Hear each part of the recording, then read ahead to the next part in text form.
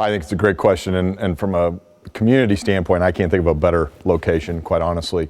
There's been a lot of talk at the chamber level, at the city government level, at the county government level, over the years of trying to find a way to bring a drawing card to downtown Salina. The Stiefel Theater did a nice job of that from the arts and humanities side with the events and the programs that they have going on there, but I think this rec center idea would just add to that and enhance what downtown Salina offers and be a drawing card for not only people within our community, Salina citizens, but also people coming from outside of our community, coming to the downtown area and providing a huge economic impact to that region of our community.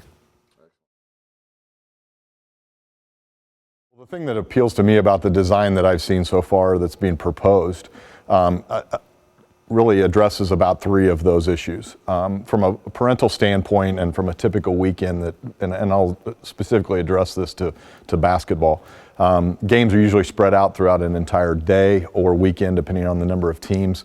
And so you're playing a game at 9 in the morning, your next game's at 1 or 2 in the afternoon, and then you might have another game at 6 or 7 that night. And then depending on what happens, bracket play on Sunday. And so a typical family's coming into a community sometime early in the morning on a Saturday. They're not leaving until late that Saturday evening if they're not spending the night, and then returning again on Sunday, probably playing another 3-4 games throughout the day.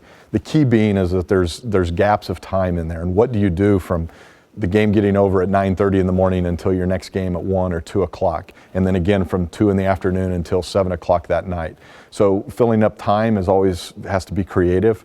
And there's only so many malls and things that you can go to try to take kids and adults alike.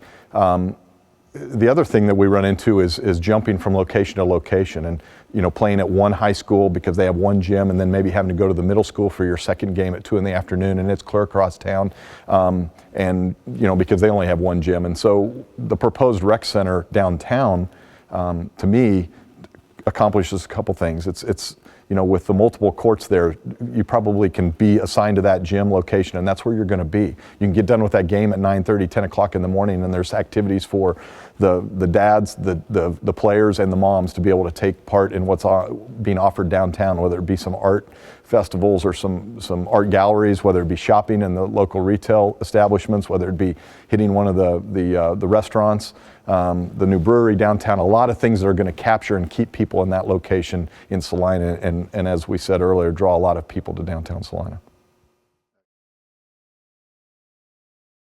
For those that aren't going to be directly vested in someone or a child or a grandchild that's going to be taking part in a rec center, and this is just the place that they happen to be living. Anytime, I'm a firm believer that a rising tide raises all boats. And when I was chamber president back in 2008, 2009, we had adopted a saying, what's good for Salina is good for me.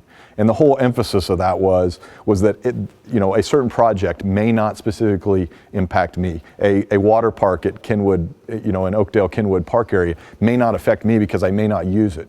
But you know what? If it makes Salina a better place to live for my neighbors and for the kids down the street, that helps me in the long run because we have issues with jail overcrowding, we have issues with high school dropout rates in Salina, and a lot of that can be tied indirectly to some things that others have mentioned, and that is that, what do our kids have to do after school when it's not organized? Where are they at? Where are they spending their times? And when it's an opportunity like a recreation center and then the peripheral programming that can come and be afforded to those young people with that rec center just adds to the well-being of our community, and it adds to, in my opinion, the well-being of the up-and-coming generation in our community. But right now, if you're a youth in Salina from the ages of K through 8 and you don't have your own transportation, once school gets out, you're on your own. There is really no place for them to go, and that's particularly apparent in the north end of Salina. Youth sports has become, in my opinion, way too socioeconomically driven. And with these travel teams that are going on, I'm very proud that our kids have been able to take part of that. But it is very much socioeconomically driven. You have to be able to have the the family support program system in place to be able to support you and take you to practices and take you to these tournaments. You also have to be able to have financially the resources to be able to do that as well.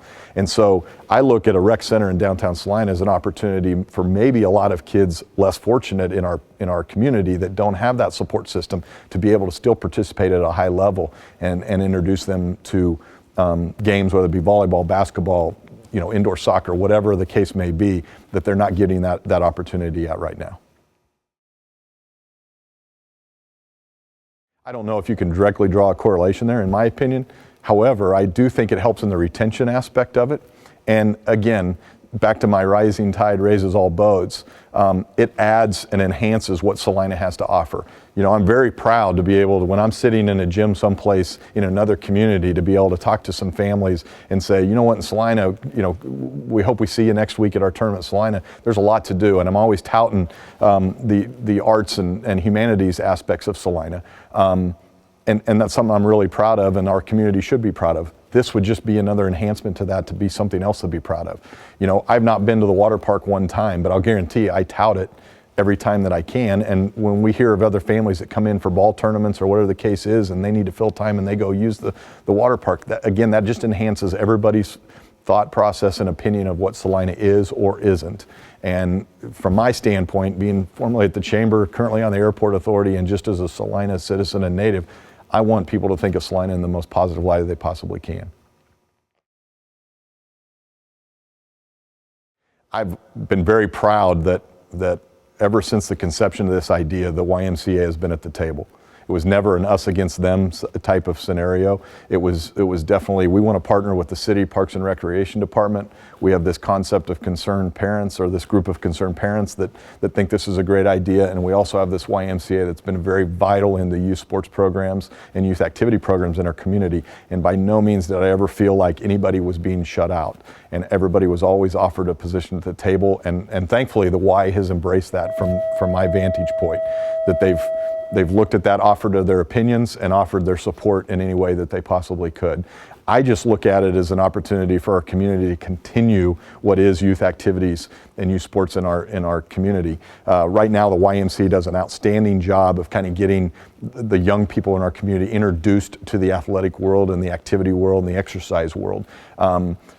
They're what I would call preschool through maybe early elementary grade level programs is outstanding, and I would put it up against anybody's in the state. Where it seems to be from my standpoint as a parent is that maybe from about the third grade on until they get to the actual school sports, that's where the void is. And again, I think the recreation, not only Parks and Rec Department at the City of Salina level, but also this concept of the rec center in downtown Salina, strictly, I don't say exclusively targets that, but it really zeroes in on giving that next wave, if you will, an opportunity to be able to have a place to go hang out with friends, even if it's just a more of a social type of thing, and a place that we can all provide a community-based opportunity for those kids, but also for the organized activities and organized sports in our town, to give them an opportunity to have practice space, to have competition space is vital. Being a Salina native, growing up here, downtown Salina is where you went. That's where everything took place. The movie theaters were out there, the restaurants were down there, and that's where the social scene went. And then Salina, not unique, there was a lot of communities where suburbia took over, and when the mall and retail spaces started to migrate to South 9th Street corridor, which I still think is a nice addition to our community, it is taken away from downtown Salina. And there's always been effort after effort after effort within our community, whether it be an organized effort through the Chamber of Commerce or the Salina Downtown Inc. initiatives, or just individual investors attempting to try to create ways to get people to come back downtown and to revitalize that area of our community. I just think this rec center idea accomplishes that in so many fronts, because it not only gets Salinans back downtown for various reasons, but it also pulls from outside. And Salina has always could be very proud about the pull factor that we have from a retail standpoint in the area and geographically anyway of a population base that we pull to Salina for. This just enhances that even more. And again, downtown Salina, you talk about, I've heard some people talk about I'm tired of the sprawl. I want to see infill. And why in the world would we go and develop green space when we have infill space that's available for redevelopment within our community? I think it's an outstanding idea and an outstanding concept. What better example of that than the recreation center proposal to be in downtown Salina, to take an area that quite frankly has been very blighted and almost at times been an embarrassment to other programs and other things that were going on in our community, to now something that could be the crown jewel. So you're replacing what was a blighted area with something that would be a huge asset, not only for our community, but for downtown. And as we talked about earlier, just be a draw for people to come downtown.